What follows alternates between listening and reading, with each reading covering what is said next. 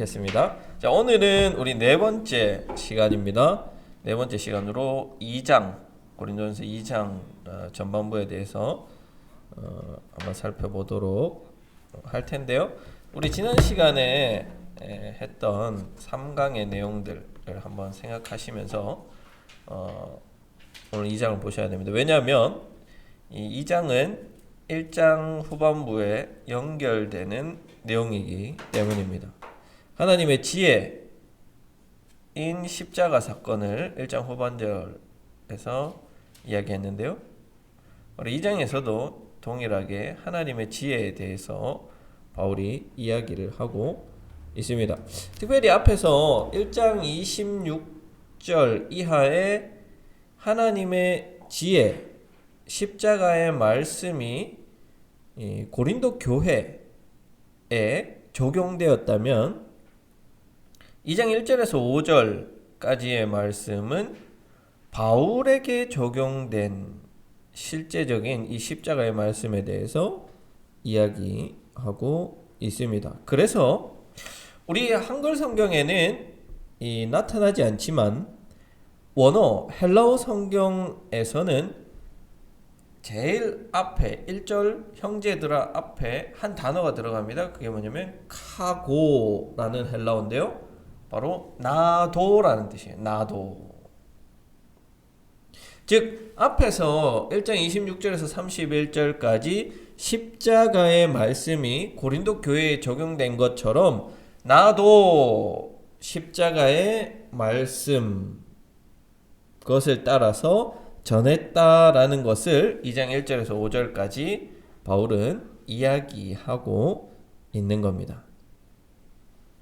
자, 1절부터 우리 한번 봅시다. 자, 형제들아 내가 너희에게 나아가 하나님의 증거를 전할 때, 이때는 바로 바울이 고린도 교회를 세우고 복음을 선포하던 바로 그때라는 거죠.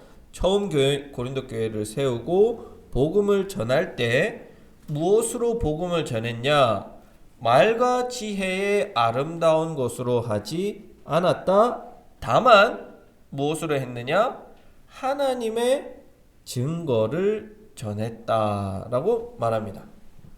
자, 그럼 구체적으로 하나님의 증거란 무엇이냐? 2절에 나오는 예수 그리스도와 그가 십자가에 못 박히신 것, 이것이 바로 하나님의 증거라는 거예요. 근데 여기는 우리가 1장에서 보면서 말씀드렸다시피 십자가에 못 박히신 것, 이건 축약형이에요. 전체 문장의 축약형이에요. 단순히 예수 그리스도와 그가 십자가에 못 박히신 것 뿐만 아니라 못 박히셔서 죽으시고 다시 부활하신 것까지 바울이 전했던 것이죠. 자, 그러면 여기서 바울은 여러 가지 하나님을 전하는 다양한 방법이 있음을 말합니다.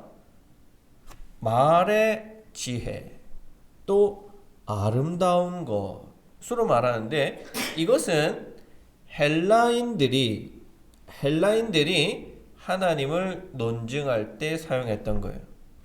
철학적인 것, 그리고 수사학적인 것, 그리고 1절에서 살펴봤듯이 유대인들은 기적으로 하나님을 논증했습니다. 그러나 바울은 그렇게 할 수 있음에도 불구하고 그렇게 하지 않고 오로지 십자가와 십자가에 달리신 예수 그리스도만 전했다라고 말하고 있어요. 그런데 이렇게 예수 그리스도를 전할 때 바울의 상태가 어떠했는지가 3절에 나오는데, 내가 너희 가운데 거할 때에 약하고 두려워하고 심히 떨었다라고 말합니다. 그런데 여러분, 이 구절에서 바울이 자신의 어떤 심리 상태를 표현하는데, 이건 바울이 인간적으로 교인들 앞에 서는 것이 두렵다거나 떨린다거나 무섭다거나 하는 그런 차원을 이야기하는 게 아니에요.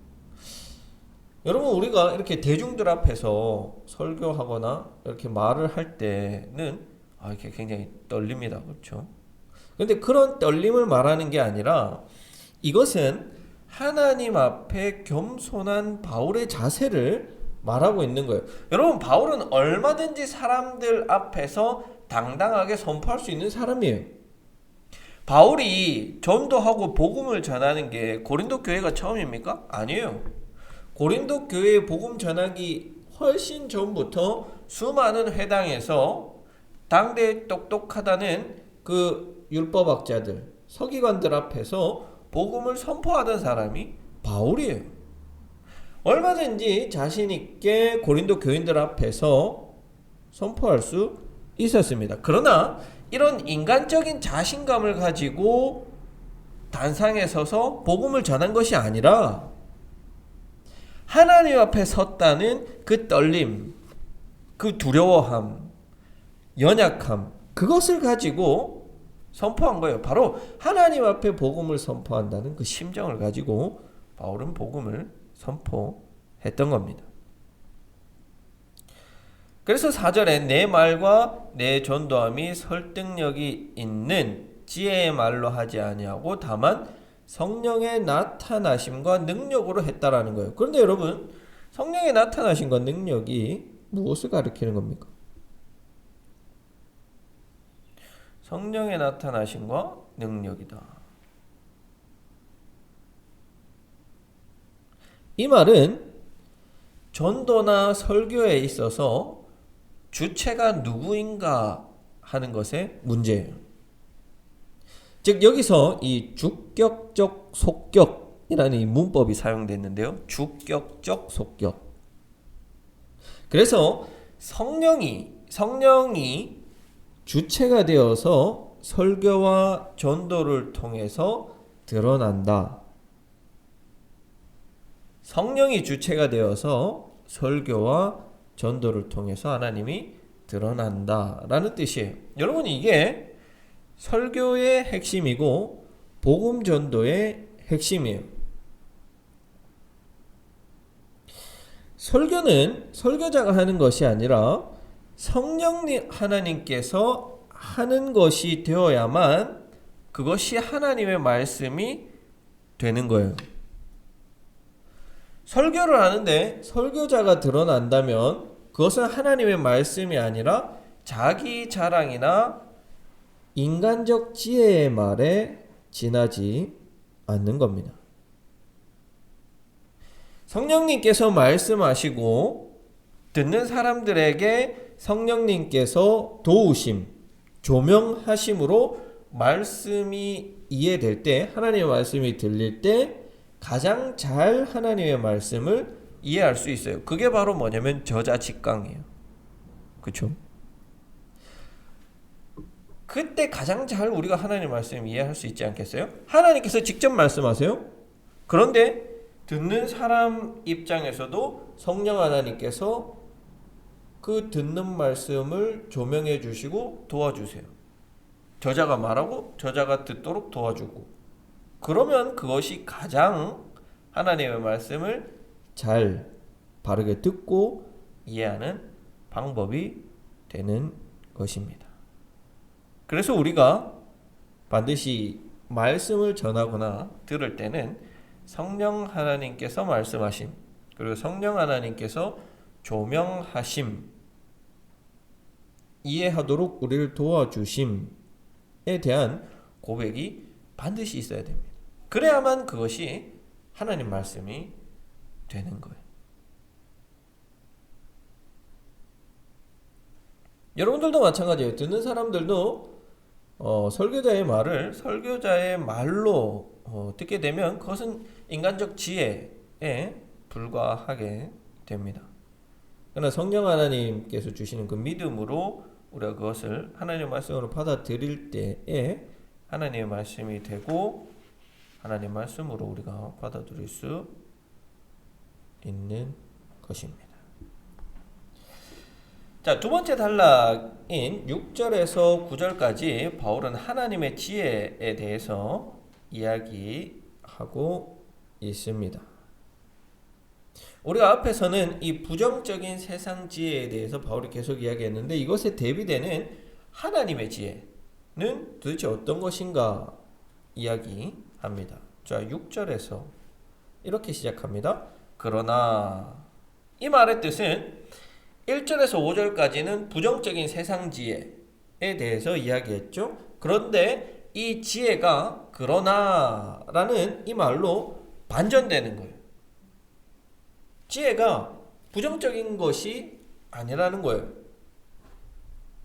여기서 우리가 온전한 자들 중에서 지혜를 말하노니 라고 말하는데, 여기서 우리는 누구를 가리키냐면 온전한 그리스도인, 십자가의 사건을 세상적 지혜로 이해하지 않는 온전한 그리스도인들을 가리키는 겁니다. 그러면 이들이 말하는 지혜는 무엇이냐? 지혜는 뭐예요?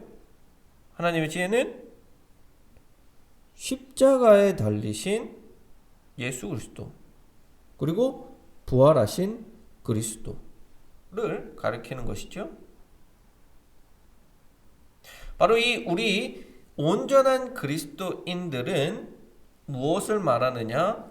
예수 그리스도와 십자가에 달리신 그리스도. 바울이 앞에서 2절에서 말했던 이것이 다시 반복되고 있는 것이죠. 그런데 이것은 이 세상의 지혜가 아니다. 또 없어질 통치자의 지혜가 아니다 라고 말하면서 하나님의 지혜를 세상의 지혜와 대비하고 있습니다. 여기서 없어질이라는 표현은 새 번역에서는 멸망할 이라고 번역했는데요. 조금 더 의미가 좋죠. 그러면 이것은 왜 없어질 통치자들의 지혜라고 표현했느냐? 이들은 바로 예수 그리스도를 죽음으로 몰고 간 세상의 통치자들입니다. 율법 교사들, 바리새인들, 대제사장들, 그리고 빌라도, 바로 이런 통치자들의 지혜로 예수 그리스도, 하나님의 지혜인 예수 그리스도를 십자가에 못 박히셨는데, 이들의 지혜는 말 그대로 멸망할 것, 없어질 것, 사라질 것이라는 것이죠. 7절에서 오직 은밀한 가운데 있는 하나님의 지혜를 말하는 것으로서 곧 감추어졌던 것인데 하나님이 우리의 영광을 위하여 만세 전에 미리 정하신 것이라. 은밀한 가운데 있다. 하나님의 지혜가 은밀한 가운데 있다. 새 번역에서는 비밀이라는 표현을 썼습니다. 그러면 여러분, 왜 하나님의 지혜가 비밀이에요? 왜 하나님의 지혜가 감추어졌을까요? 하나님이 일부러 너희들 내 지혜를 알면 안 돼 하고 감추어 놓으신 걸 말하는 걸까요? 아니겠죠. 하나님은 우리에게 하나님의 지혜를 계속해서 보여주고 싶어 하세요. 들려주고 싶어 하세요. 그런데 우리가 그것을 알아듣지 못하였기 때문에 비밀이고 감추어진 것으로 여겼던 것이죠. 왜요? 인간적 지혜로 하나님의 지혜를 풀려고 하니까 그게 비밀이죠. 못 푸는 거예요. 감추어진 것으로만 생각되는 거예요. 하나님께서 하나님의 지혜를 계시해 주셔야만, 또 우리가 성령의 조명하심, 성령의 영감이 있어야만 하나님의 계시가 우리가 보여지는 거예요. 우리가 그것을 볼 수 있는 거예요. 그래서 이 계시라는 표현은, 아포칼립스라는 표현은 감추어진 것이 드러난다라는 뜻인데요. 그게 계시예요. 하나님의 지혜가 하나님께서 우리에게 보여주신 것, 그것이 계시라는 것이죠. 자, 그런데 우리의 영광을 위하여 만세전에 미리 정하신 것이다 라고 이야기하세요. 그 감추어진 지혜를 하나님께서 드러내 보여주셨어요. 성령님을 통하여서. 그런데 왜 성령님을 통하여서 그 감추어진 지혜를 우리에게 보여주셨느냐? 그 이유는 우리의 영광을 위하여서 그렇게 하셨다는 거예요. 그런데 여러분, 우리의 영광이라는 것이 있어요? 그 존재 자체로 우리가 영광을 받는다 하는 것이 가능해요? 하나님이 계신데 우리가 영광을 받는다? 그것 자체는 없어요. 우리 스스로가 영광 받을 수 있는 일은 없어요. 우리가 영광 받는 일은 오로지 우리는 하나님의 것이기 때문에 우리의 영광은 하나님의 영광에 참여할 때에만 우리가 영광을 얻을 수 있는 거예요. 여러분, 노예가 영광을 얻는 일이 있어요? 노예가 잘했다고 노예에게 영광이 돌려져요? 아니요. 그 주인에게 영광이 돌려지는 거예요. 결국에는 우리의 영광이라는 그것은 하나님의 영광에 참여하는 것을 말하는 거예요. 즉 예전에는 감추어져 있었지만 지금은 드러났어요. 무엇을 통해서? 예수 그리스도의 십자가 사건을 통해서 그 감추어졌던 하나님의 지혜가 완전히 세상 속으로 드러났어요. 예수 그리스도라는 그 완전한 계시. 그런데 성령 하나님의 조명 없이, 성령 하나님의 이런 계시 없이는 인간은 도저히 하나님의 이 지혜를 이해할 수도 들을 수도 볼 수도 없다는 것을 의미하는 것이죠. 그래서 8절에 논증이 이어지죠. 자, 9절 말씀은 우리가 성경을 보면 이렇게 한 칸 들어가 있습니다. 요거는 인용 구절을 이야기하는 거예요. 그런데 이 9절의 말씀이 정확히 구약의 어느 구절을 인용한 것은 아니에요. 없어요. 이 정확히 요 구절이 구약에 나오는 말씀은 없습니다. 그래서 이 직접적 인용이 아니라 간접적으로 구약의 여러 가지 내용들을 인용하고 있는 것 같아요. 그러면서 인간 인식의 기관 세 곳을 말하는데 눈, 귀, 마음. 고대 사람들은 이 세 가지의 인식 기관을 통해서 모든 외부적인 사물들을 이해하고 인식하여서 지혜를 가지게 된다라고 생각을 했던 거예요. 그런데 이런 모든 인간의 인식기관을 동원해서도 하나님의 지혜를 알 수 있어요? 없다는 거죠. 그죠? 눈으로 보지도 못하고, 눈은 있는데 보지 못하고, 귀로도 듣지 못하고, 마음으로도 생각하지 못한다. 그런데 이것을 해결하기 위해서는 무엇이 필요해요? 10절에서 오직 하나님이 성령으로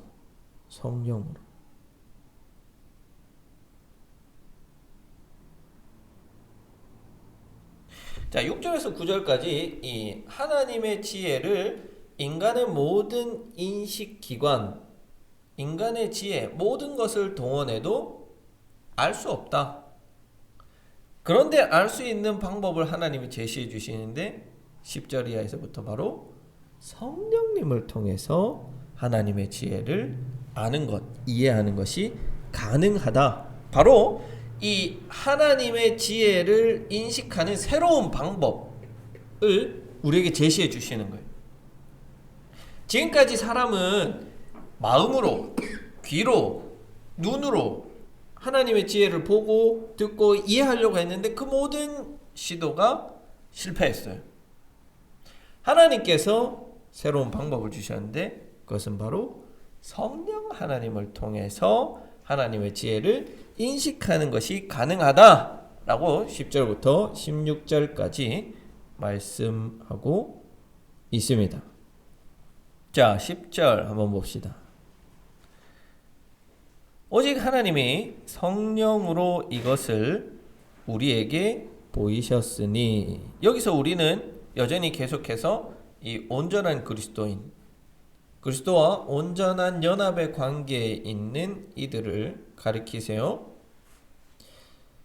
여기서 바울은 계속해서 이 2장에서 우리라는 이 표현을 사용하고 있어요. 6절에서 우리가, 10절에서 또 우리에게, 13절에서 우리가, 계속해서 우리를 강조하면서 이 우리라는 사람들은 세상적 지혜에 의존하지 않는 이 올바른 그리스도인, 온전한 그리스도인에게만 하나님의 계시가 주어진다는 것을 계속해서 강조하고 있는 거예요.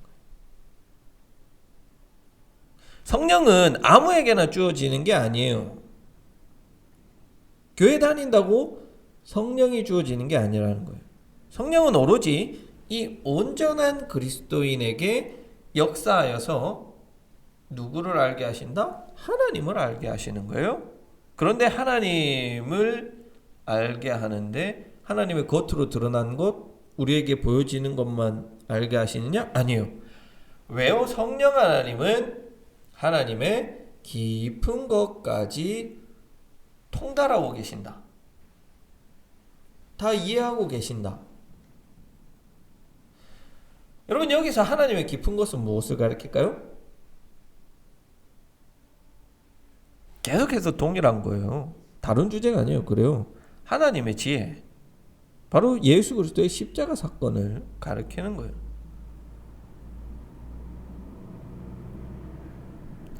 하나님께서 성령님을 통하여서 이 예수 그리스도의 십자가 사건인 하나님의 지혜를 우리가 알도록 하신다라고 이야기하는 거예요. 11절 사람의 일을 사람의 속에 있는 영외에 누가 알려? 그렇잖아요, 여러분. 우리가 겉으로 드러난 사람들을 보면서 우리가 안다라고 말할 수 있지만 사실 그게 실제로 아는 게 아니죠. 그 마음속에 있는 것들을 어떻게 알 수 있겠어요, 그렇죠? 그것을 알 수 있는 것은 그 사람 그 자체밖에 없어요. 마찬가지예요. 여기서 이야기하는 것은 하나님의 이 지혜를 누가 이해할 수 있느냐? 성령 하나님 자체만, 그분만 하나님의 의도를, 하나님의 일을 알 수 있다라고 11절에서 설명해 주고 계시는 것이죠. 자, 12절에서 우리가 세상의 영을 받지 않냐고 갑자기 영이 나오는데, 여기서 두 가지 영을 구분하고 있죠. 세상의 영, 그리고 하나님으로부터 온 영을 구분하고 있습니다. 세상의 영이라는 것은 세상적 지혜를 가리키는 말이죠. 우리는 세상적 지혜에 따라 살지 않고 하나님께서 보내주신 영, 즉 성령을 받았으니 이는 우리로 하여금 하나님께서 우리에게 은혜로 주신 하나님의 지혜를 알도록 성령을 우리에게 주셨다라고 말씀하시는 거예요. 하나님께서 우리에게 은혜로 주신 게 뭐예요? 예수 그리스도의 십자가 사건을 통한 우리의 구원이에요. 여러분, 이 고린도전서는 다 예수 그리스도의 십자가 사건이에요. 부활이에요. 그게 복음이고 그게 유일한 핵심적인 거예요. 바로 이 성령을 통하여서 우리가 예수 그리스도의 십자가 사건, 하나님의 지혜를 깨닫게, 알게 하셨다. 그런데 그것은 누구를 통하여, 무엇을 통하여 가능하냐? 성령님을 통하여서 가능하다라는 말이에요.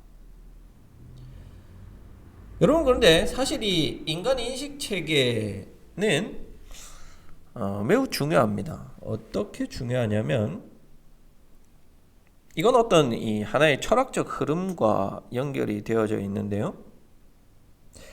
현대 철학, 20세기에 현대적인 철학이 있기 전에 인간은 인간의 이 외부적인 감각을 인식하는 수용체, 즉 눈, 코, 귀, 또 이런 촉감, 오감 이런 것들을 통해서 사물의 진리를 알 수 있다라고 봤어요.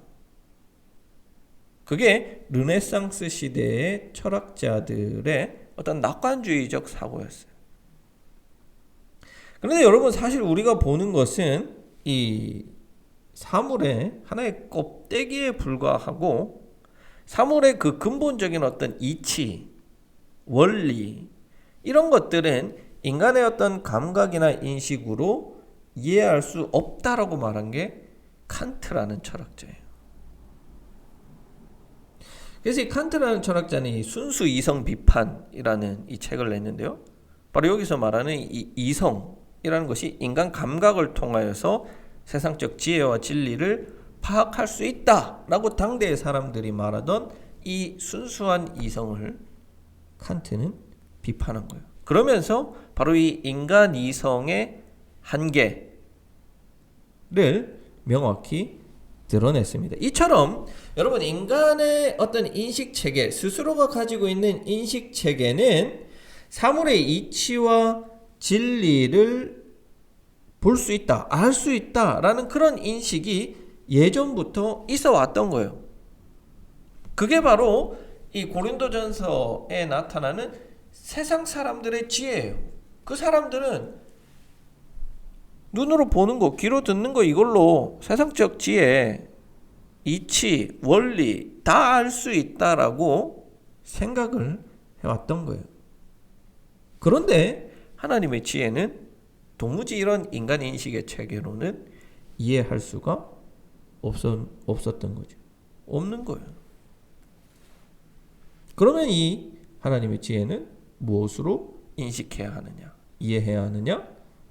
성령 하나님을 따라서, 성령 하나님께서 우리 안에 작동하시는 그 성령님이라는 하나의 새로운 인식 체계를 통하여서 우리가 하나님의 지혜를 계시로, 하나님의 말씀으로 인식하게 된다는 거예요. 결국엔 여러분, 이거는 인식 체계의 변화를 이야기하는 거예요.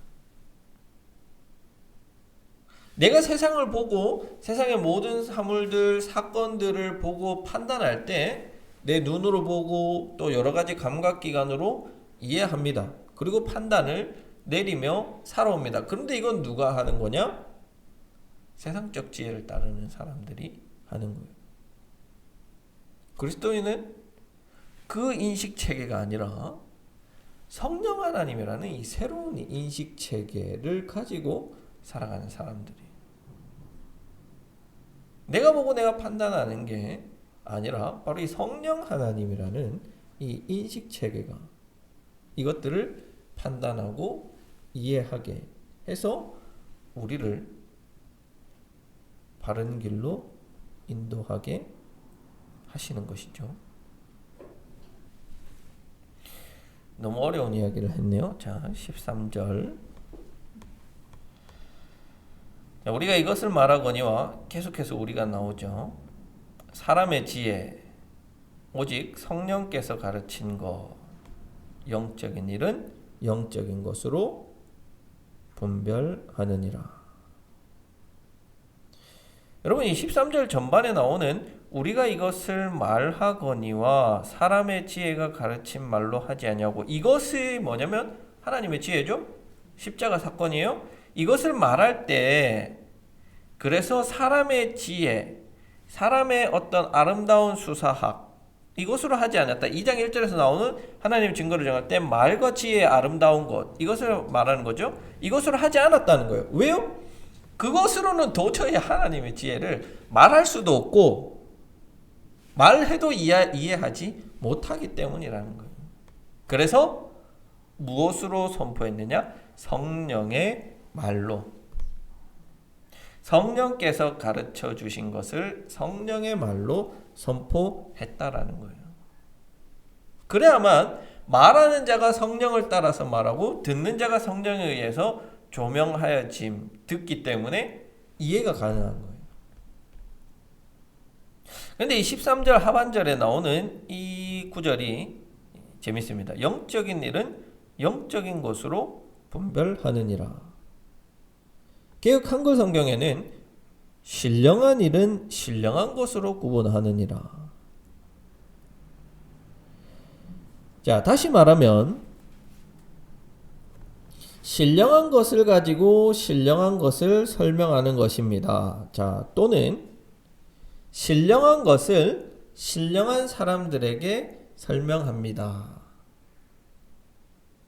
또는 신령한 것은 신령한 언어로 설명합니다.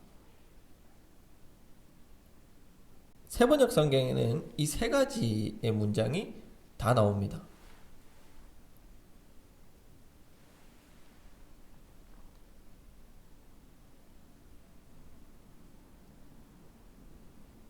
어떻게 이해하면 좋겠습니까?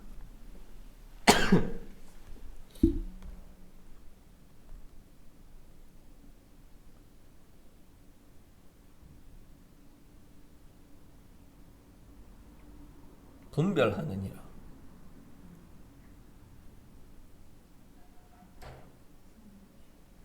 성령 충만, 성령의 조명하심. 우리가 이 분별하다라는 말은 해석하다라는 뜻으로 보면 됩니다. 근데 주어가 누구냐면 우리가예요. 우리가.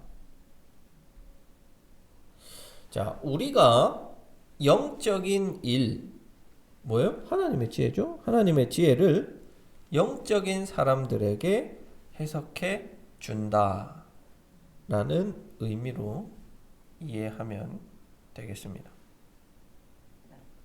다시요. 자, 누가 누구에게 우리가는 앞서서 계속 이야기했던 대로 예수 그리스도의 온전한 그 삶을 따라 사는 온전한 그리스도인들이죠. 우리가 영적인 일을 영적인 사람들에게 해석해 준다 라는 의미로 이해하면 되겠습니다. 영적인 일은 영적인 것으로 분별하느니라. 이해가 되시죠? 자, 14절 15절. 육에 속한 사람과 신령한 사람, 영에 속한 사람이라는 이 두 부류의 사람들을 대비시켜서 이야기하고 있습니다. 자, 이때 14절에 육에 속한 사람은 이 껍데기적인 육신을 가리키는 게 아니에요. 이 사람은 자연적인 인간, 창조하시던 모습, 그때의 인간을 가리키는 거예요. 자연적인 인간을 가리키는 거예요. 그에 반해서 영적인 사람은 어떤 사람일까요? 영적인 사람은 성령 받은 사람이잖아요. 성령의 사람. 계속해서 성령 이야기하고 있잖아요. 그렇죠? 성령의 사람, 성령으로 인식하고 판단하는 사람. 그 사람은 아무에게도 판단을 받지 않는데요. 여기서 아무는 바로 육에 속한 사람들을 가리키죠.